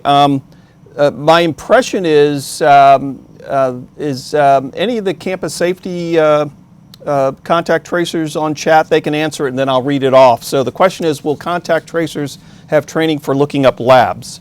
I don't think so. I think that there's a separate process for the notification, but I'll wait for an answer from one of our contact tracers and read it off to you. Dr. Riley? Yes.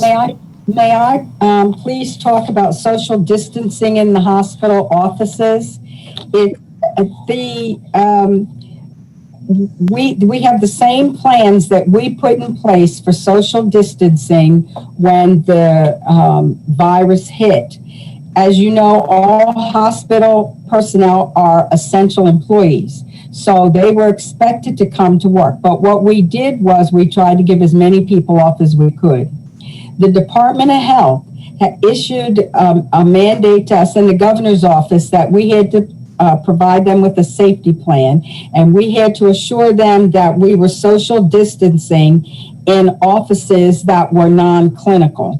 So Mr. Allen, our hospital facilities person, and Brian Pitt have taken that on for the hospital. So please know the plans that we're talking about alternating, we're doing that in the hospital as much as we can, but should we need you, we will figure out a way to have you here and have you here safe. Right. Question here, will they install hand sanitizers in each classroom? James, where are we? I know, again, this is a supply chain issue. Every other institution in the country is ordering hand sanitizer units and they're in short supply, but our goal is to put them in all lecture halls, all classrooms, all meeting rooms, but again, we can only secure them so fast, right, James? Yes, yeah, correct. Not only just inside them, but right outside as well, as you're walking by. And we will, as we get them, we're installing them. Yeah, but how many have we ordered roughly thus far? I know we've ordered at least 500, and I know we've installed at least we had over 100 on site. We've ordered at least enough to be 500, and we still need more. Right. We continue to order. Great. So again, we've ordered 500, but again, every other place in the country is ordering the same thing, so it's a supply chain issue. Soon as we get them, James and his team will start placing them, but we have ordered them, 500 of them. Let's see, we talked about the entrances. Why are people getting promotions when the hospital has no money? Again, a hospital is a highly regulated place. So if the Joint Commission says you have to have a director of X, you have to have a director of X. So there's no option there. Otherwise, your hospital gets de-accredited. So some of this is because we have to have a director of transplant. We have to have a director of this because it's required by regulations, either the state or the accrediting body, Joint Commission, etc. So I've been pretty tight-fisted about promotions. I've not approved the promotions that I thought we could wait on. But in certain clinical areas in the hospital, you don't have a choice. Because if you don't have a director of X, then you have a problem with the Department of Health and so forth. So we look at those very carefully, and I assure you, we don't just rubber stamp promotions. President Riley? Yes. President, could I make a comment? 2 announcements went out this week for promotions to the dean's office, and those promotions were done in January of 2020, and for whatever reason, it just took us a while to get the promotions announced. So that's flaws in my office, but please know that the promotions were done back in January when I first arrived. Question here, several departments are receiving pay cuts. Why? Well, I thought I went through that at the beginning. The state of New York is broke, colleagues. They have cut our budget $59 million. So it's a very simple syllogism here. If the state of New York is broke, we're a New York State agency, they give us less money, we have to make cuts. And so yes, there will be pain, there will be tough periods, but we're in the same boat as everybody else. This is not just picking on Downstate. This is the entire nation that is in a recession. The state of New York is in a recession. New York City is projecting a $10 billion budget deficit. The city of New York may lay off 22,000 employees in October as a result. So this is not optional. This is just where we are as a country, where we are as a city, where we are as a state. So yes, there will be departments that will get pay cuts because we've been ordered by SUNY Central and the governor's office to cut our budget accordingly. How will the masks be distributed? Stay tuned on that. HR will be working along with the colleges and schools on the distribution of the Downstate mask. Needless to say, to get masks to 6,000 people is a little bit of a logistical challenge, but HR will be working with the deans and the vice presidents on the best way to get the masks to you. So rest assured, we'll get them to you. Yes, I talked about new employee health space. Absolutely. I'm very distressed about our current employee and student health service. Why is HR asking for telecommute plans again if we did it in March? And if it's just extra work and the paperwork is on campus, when are we at home? I think the issue is, remember, the telecommute plans that were submitted in March, that was then sort of this is now. And remember, the telecommute requirement is under the control of the governor. So the governor could tell us tomorrow, state agencies, you've been telecommuting since March, I'm rescinding the telecommuting authorization. So this was a directive of the governor of New York to implement a telecommuting plan. And SUNY Central has also told us, make sure your plans can accommodate either a return totally to commute work, telecommuting, or the governor requiring state employees to go back to work. Again, I don't control that. That's controlled out of Albany with the governor, so we have to be responsive to the governor's directive in terms of telecommuting and to make sure it works to get all our jobs done here. We talked about office cleaning supplies. Yes, as soon as Mr. Minto can get the office cleaning supplies, he will get them. We've ordered 500 hand sanitizer stations. They're on order, back order, etc. So again, cleaning supplies are difficult. I mean, it's difficult for you and I. I went to Costco over the weekend. You can't find wipes at Costco or at BJ's. So again, what you're experiencing for you and your household is what we're experiencing as an institution. It is difficult to get these cleaning supplies, so we're doing it as fast as we can.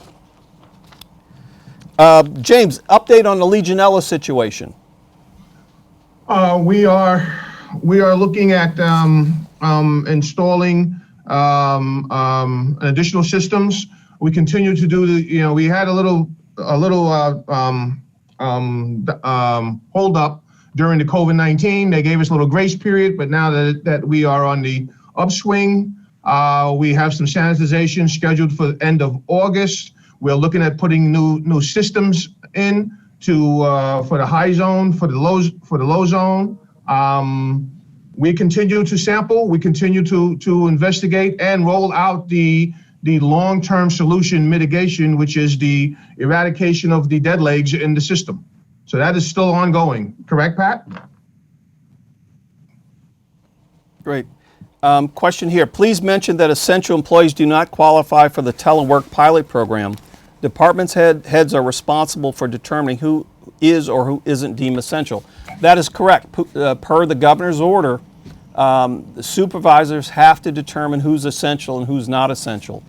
And is then that determination, if you're considered non-essential, then you're eligible for the telework commuting scheme that, again, has to be approved by your supervisor. But again, you have to think about it in sort of two tranches of employees. Those of us who are essential, I'm considered essential, by the way, by SUNY, essential and non-essential.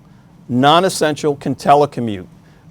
Essential generally cannot. So again, it just depends on your status. So if you have questions about whether you're considered essential or not, you have to check with your supervisor.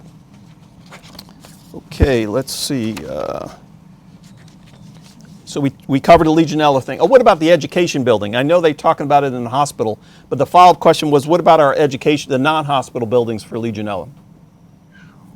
Well, once again, while there is no requirement to do the testing on the non-Article 28 buildings, non-hospital buildings, we have decided that we will analyze the system to see where the appropriate test points are.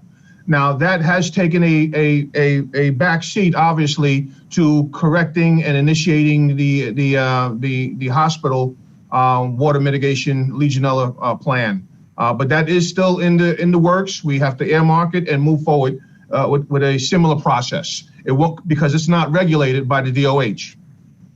But I did tell James as much as possible we should move to testing. Now, he can tell you as an engineer, we're generally more confident that we don't have it, although to be verified, I acknowledge, any problem on the non-hospital side because of sort of the pipe system is not as complicated, right, James? Well,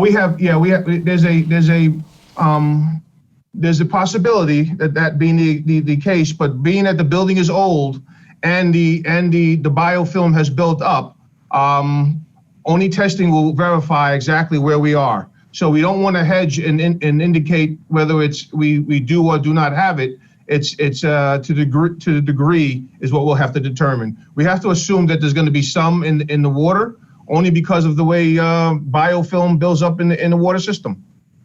But once again, if you don't have any compromised immune, being compromised immune is where the greatest effects are.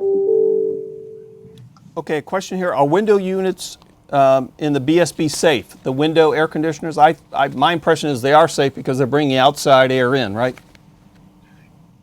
Was the question when is opening the window safe? Yeah, the window units.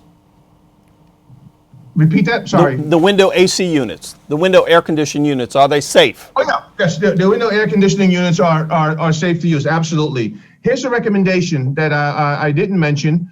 For those of you who have windows, when I come in the morning, I open my window for maybe 5 minutes and I close it. You don't want to keep it open indefinitely. Obviously, you don't know what kind of you do know what the environment is. You don't want to bring in too cold or too hot air.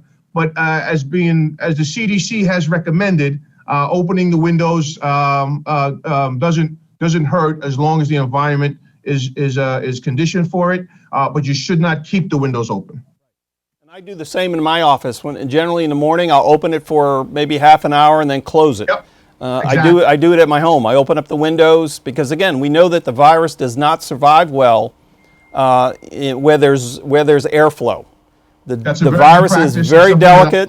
I've been sharing with everyone. If you have a window, open it for 5-10 minutes, then close it. Right. So ventilation and airflow the virus cannot survive it. It is a very delicate virus. It gets knocked to the ground and it disintegrates with airflow. So again, that's why it's good to open up your windows, open up your car windows as you're driving, let air flow through. These are very common sense things that CDC and many other agencies have put out about that. But yes, the window AC units are safe. We talked about the UV sterilization that you're going to, we're doing that as much as possible. We have the best filters we can get. Mr. Minto went through the MERV filters. Matter of fact, you can't buy MERV filters, colleagues, at Home Depot or Lowe's. I had to order them online from my own home.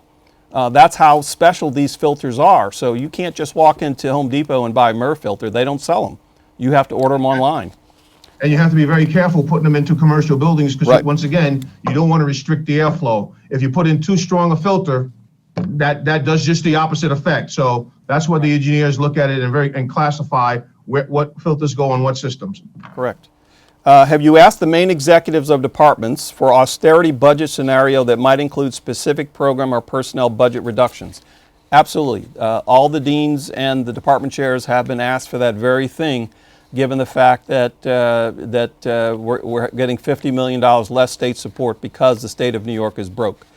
So yes, that is definitely on the table. There was a question here about furloughs. Again, I don't have authority to furlough, only the governor does. So again, these are discussions that are probably happening between your union leadership in Albany and the Division of Budget and the Governor's Office of Labor Relations. But again, I don't have the authority to furlough. That has to come from the governor.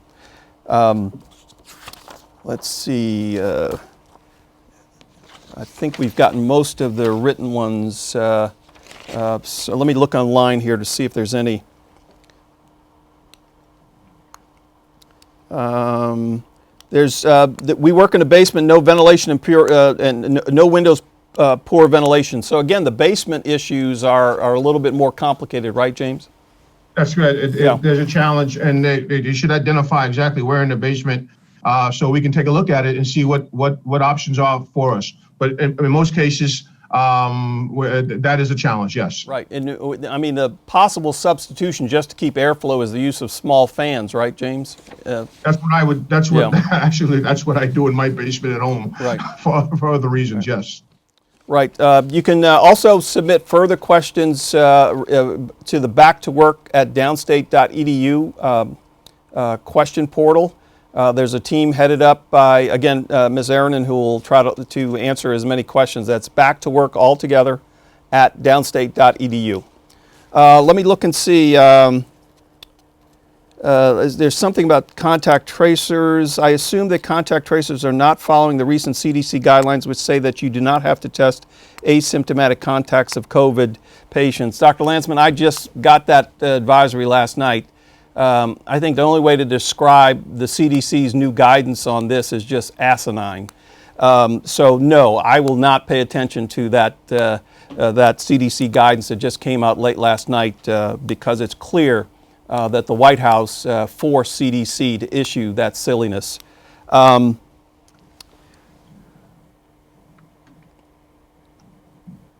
There's something about the hospital side. Management did not want to sign off on the telecommuting application due to the lack of acceptance of staff working from home during challenging times.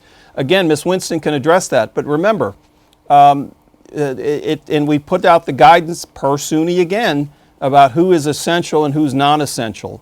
Ms. Winston, you want to handle that? Yes, there was a memo that came out very recently that said, please fill out an application. What I was trying to stress was that all hospital people are essential. If you have issues, if you have problems, get with your supervisor and we'll look at it. We did come up with back to work plans and your manager submitted those to us. We will revisit them. I know it's difficult. These are scary times. We're all scared. But as we provide safety for you, we need your help here in the hospital. Again, those people that have special needs, we will look at that and take that into consideration and help you. Pre-COVID, Dr. Riley said, don't open the windows. That's correct. I did tell you pre-COVID, don't open the windows. But colleagues, we have COVID now. So I'm telling you, every now and then open the windows. So you're right. Before I was worried about us our losing energy and so forth, but that was then, this is now. We now know that COVID does not survive well when there's airflow. So yes, open your windows. I'm not saying leave your window open all day long, particularly during the summer. Now, once we get into the fall and it's cooler, you could probably leave your window open all day long, except Mr. Minto doesn't want that to happen because if it rains, then rain gets in your office and then we got another problem. So again, a little common sense is in order, colleagues. So you're right, pre-COVID, we said don't open windows, but during COVID, we're saying it's probably a good idea to open your window for a little bit of time. Again, why are some employees in the departments asked to return to work and some others are not? Again, colleagues, it goes back to who's essential, who's non-essential. Talk to your supervisor about that. Let's see. So we talked about the new guidelines, which I just think are just silly, that CDC put out last night. It's very controversial. All the public health people in the United States are up in arms over this. Let's see. Again, I hope we've covered a number of issues, but let me end on this. I think I'm coming to the 2-hour mark, right? Yeah. Look, we've been through hell the last 6 months, colleagues. Not just downstate, but the state of New York, the city of New York, the nation has been through hell. And, no one wanted this for any of us. This was not the 2020 we all envisioned on New Year's Eve, I assure you. I was looking forward to 2020 in terms of getting a number of great things done here at Downstate, and then COVID hit. So again, thank you for what you've done. And I saw some of the comments on here. I got PTSD. Well, look, I got PTSD too, trying to find PPE for all of our folks. The number of nights, I was on the phone with the governor's office trying to advocate for resources, trying to get testing equipment. We've all been working incredibly hard. And so, I hear you. Thank you for what you've done. Nobody wanted this for any of us, for our families, etc. I've had family members with COVID, so I even had to deal with it personally. And I know many of you have. So again, this is not what we wanted for each other, but we have to pull together as a downstate community to do our work, to earn our paycheck every day. Remember, it is not a privilege, it's not a right to work for the state of New York. It's a privilege to work for downstate in the great state of New York. And again, with a lot of people unemployed, we are all very fortunate to have jobs. And again, I take that very seriously, that we all are lucky and blessed and privileged to have jobs when we know many of our neighbors, some of our family members have been laid off, their businesses closed, etc. So we have to be grateful, colleagues. The state of New York is not perfect. Downstate's not perfect. I told you that before. Downstate will never be perfect, but can downstate be better? Yes. And we've made progress. We continue to make progress. We were making a lot of progress before COVID. COVID has now shifted us to do some other things that we never thought we'd had to do. So again, hang in there. I'm going to give you the best information I can, be as transparent as possible about what's going on. You've already heard me say that we're going to enter a very difficult time because the state of New York is broke, colleagues. And as a result, we're going to get less money. We're going to have to make cutbacks, etc. So again, it's not anything I wanted for 2020, but it's what I am entrusted to do, is to lead us through this very tough time and lead us through. I intend to do so. So again, thank you for what you do. Thank you for your dedication. Thanks for your candor, your questions, your concerns. But again, this is a great place. And I wouldn't have come here to devote part of my professional life if this place wasn't a great place. As I've told you before, we don't have the shiniest buildings in town, but we have some of the best people I've ever worked with here at Downstate. And I'm very proud to work with you, shoulder to shoulder, work on your behalf, and to fight for resources every day for all of you, our students, and our community. So please be safe. Talk to your supervisors. Be careful. Again, raise your issues legitimately, and keep a positive attitude. A positive attitude is what I try to bring to my work every day, in spite of all the chaos that we're dealing with through this time period. So on behalf of all of us, thank you for what you're doing. Hang in there and protect your families. Good afternoon.